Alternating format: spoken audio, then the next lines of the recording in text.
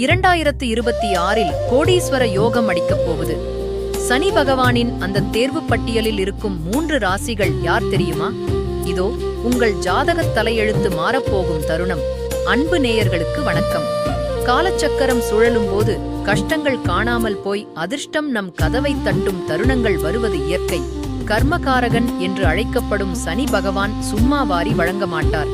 ஆனால் உழைப்பவர்களுக்கு உரிய நேரத்தில் அள்ளி வழங்குவதில் அவருக்கு நிகர் அவரேதான்.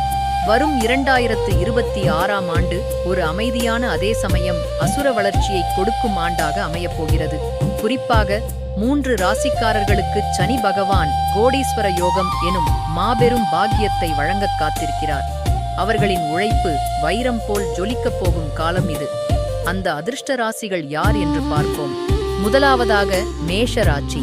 மேஷ ராசி அன்பர்களே, 2026இல் உங்களுக்குள்